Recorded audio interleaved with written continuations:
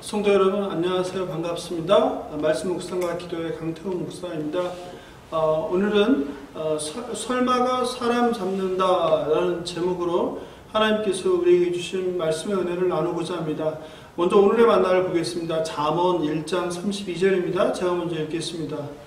어리석은 자의 퇴보는 자기를 죽이며 미련한 자의 안일은 자기를 멸망시키려니와. 아멘. 설마가 사람 잡는다라는 속담이 있습니다. 그럴 리 없다고 안이한 마음으로 말과 행동을 했다가 큰 어려움을 겪을 수 있다는 의미입니다. 여러분은 어떠십니까? 설마 그럴 리가 있겠어? 라는 안이한 생각으로 아마 인생을 살면서 큰 공경을 한두 번 겪은 일이 있을 것입니다. 저도 과거 20년 동안 사업을 하면서 그런 안이한 태도와 마음으로 어려운 일을 참 많이 겪었던 것 같습니다.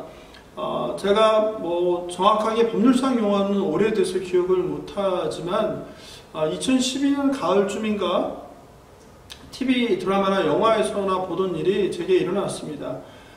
낮에 회사에서 일하고 있는데 아내가 너무 놀라서 울면서 전화를 했는데 법원에서 집행관들이 집에 와서 빨간 압류 딱지를 붙였다는 거였습니다. 얼마나 놀랐는지 모릅니다. 퇴근하고 밤늦게 집에 와서 보니 집안 구석구석 가구마다 빨간 압류 딱지가 붙여 있었습니다. 그래서 제가 살면서 빨간 딱지 얘기는 들어봤는데 그때서야 제가 알게 되었어요. 정말 압류하는 딱지가 실제로 빨간 딱지라구나라는 것을 그때 처음 보게 되었습니다. 당시 제가 경영했던 사업장을 코스닥에 우회 상장했는데 그것이 잘못돼서 A 회사와 기망에 의한 사기로 소송을 하면서 분쟁 중이었습니다. 저희 법인으로 되어 있는데 저희 회사가 그 A 회사로부터 5천만 원을 빌렸는데 그것을 갚으라고 추심업체를 통해 추심을 했고 그 법원에 이제 가압류를 하여 법원 집행관들이 나온 것입니다. 그런데 A 회사와 분쟁 중인 또 다른 B 회사 대표가 A 회사에 받을 돈이 있었는데 그 돈을 저희 회사에게 갚으라고 그 5천만 원에 대해서 제3채권자인가 이런 명목으로 주장하면서 내용 증명과 법원에 서류를 보냈습니다. 법원 집행관의 그 가압류에 너무 놀라서 아마 당해 겪어보신 분은 아마 그 심정을 이해할 것입니다. 얼마나 놀랐는지 그냥 마음이 급해서 그 K로 시작하는 그 추심업체인데 그 담당 직원을 만났습니다. 그날 만난 그 담당 추심업체의 느낌은 정말 지금도 기억에 남는데 저승사자의 느낌이었습니다. 나이가 좀 많으신 분이었는데 반협박하는 말이나 태도가 얼마나 무섭든지 당장이라도 집을 어떻게 될 것처럼 이렇게 말을 해서 굉장히 당황했습니다. A 회사의 채무를 자기 추심업체에게 갚으라는 그 A 회사의 채무를 자기에게 갚으라는 그 B 회사 대표와 이제 통화를 해서 지금 진행되는 상황을 말씀을 드리고 지금 집이 압류돼서 너무 다급한 상황이라고 했습니다. 그렇게 또 이야기할 수 있는 게 그분이 또 교회에 다니는 분이고 사실은 점잖은 분이었기 때문에 또 어떤 면에서 그 사람도 그 A 회사와 분쟁 중으로 저희 회사처럼 일종의 피해자였기 때문에 그런 이야기를 하게 되었습니다.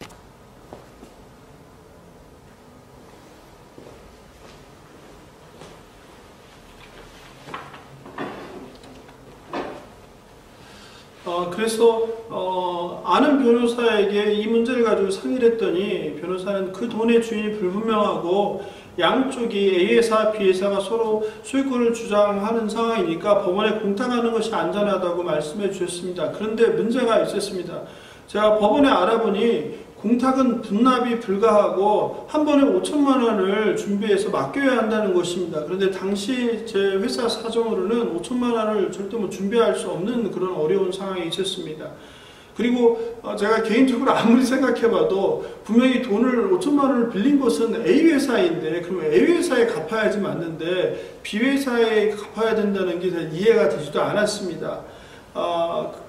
그리고 B 회사 대표도 역시 우리 회사나 또 저의 개인적인 상황을 잘 알고 있고 그리고 제가 집이 가압류돼서 어쩔 수 없이 갚았다는 것을 본인이 좀 아쉬울 수는 있지만 이해할 것이라고 혼자 제가 생각했습니다. 그래서 급한 불부터 꺼야 한다는 생각으로 추심업체에 일단 1,000만 원을 주고 남은 돈을 나누어 갚는 조건으로 급한 대로 가압류를 해제했습니다. 그리고 우여곡절 끝에 몇 달 만에 5천만 원을 다 갚았습니다. 그런데 문제가 생겼습니다. 바로 그 교회 다니는 비회사 대표가 5천만 원을 자기가 갚지 않았다고 소송을 또 제기했습니다. 그때 제가 얼마나 큰 충격과 화가 났는지 모릅니다.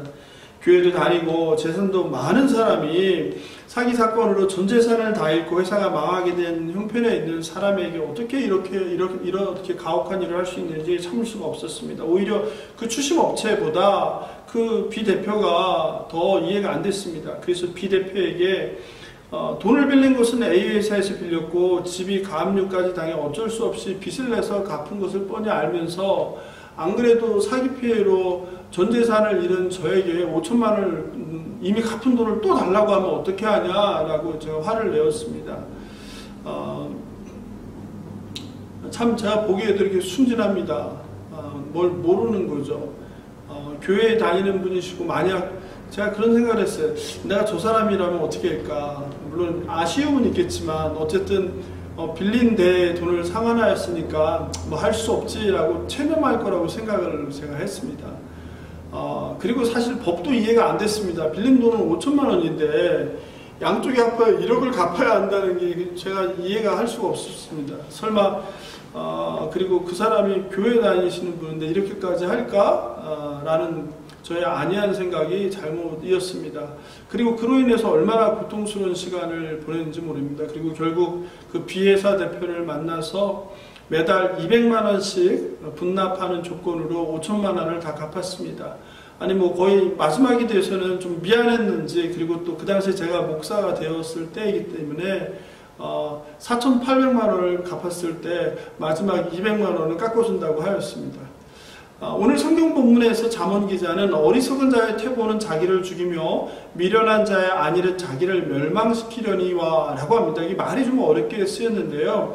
퇴보라는 말은 제멋대로라는 의미입니다. 그리고 미련한 자의 안일은 자기를 멸망시킨다. 이게 안일이라고 했는데 이 안일이라는 것은 안주한다 뭐 이런 의미입니다. 성도 여러분, 혹시 저와 같이 설마 그럴 리가 있을까, 또는 설마 저 사람이 그럴까라는 이런 안이한 생각으로 사람을 믿거나 상황을 판단했다가 어려움을 겪은 적은 없으십니까? 설마 일이 그렇게 될까라는 안이한 생각으로 어떤 일이나 문제에 대처했다가 정말 많은 재산을 잃거나 아니면 정말 생명을 잃을 정도의 위험한 일을 처한 적은 없으십니까? 그런데 이런 안이함으로 어려움을 겪는 것은 오히려 작은 손실일 수 있습니다.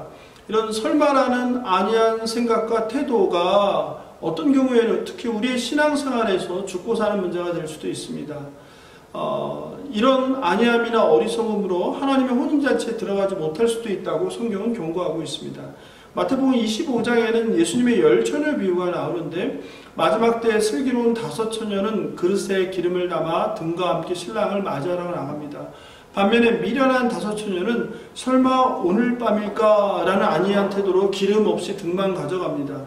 그런데 밤중에 신랑이 오는 소리가 나되 슬기로운 처녀들은 등불을 켜고 신랑을 맞이하지만 미련한, 그리고 그제서야 아이쿠 하며 기름을 사러 간 어리석은 5처녀는 혼인잔치에 들어가는 문이 닫히고 영영 슬피 울게 됩니다. 성도 여러분, 이 설마라는 안이함과 어리석음으로 스스로 고난을 자초하지 마시기 바랍니다. 어리석은 자의 태보는 자기를 죽이며 미련한 자의 안일은 자기를 멸망시킨다는 오늘 성경 말씀을 기억하시기 바랍니다. 슬기로운 5처녀처럼 설마가 아니라 just in case라고 그러죠. 영어에 만약의 경우에 대비해서 또 혹시라도 이런 태도로 항상 다시 오실 예수 그리스도를 기다리고 준비하는 저와 여러분 되길 예수님의 이름으로 축복하며 기도합니다. 오늘의 만나를 먼저 보겠습니다. 오늘의 기도 제목을 함께 보도록 하겠습니다. 첫째, 사람은 믿음의 대상이 아닌 사랑의 대상이며 오직 여호와 하나님만을 신뢰하게 하옵소서. 둘째, 설마라는 안이한 생각과 태도로 신앙생활과 삶을 살지 않게 하옵소서. 세 번째, 악인들의 올무에 걸리지 않는 지혜로운 자들 될 수 있도록 인도하여 주옵소서. 이상과 같은 기도 제목으로 계속 기도하면 좋겠습니다.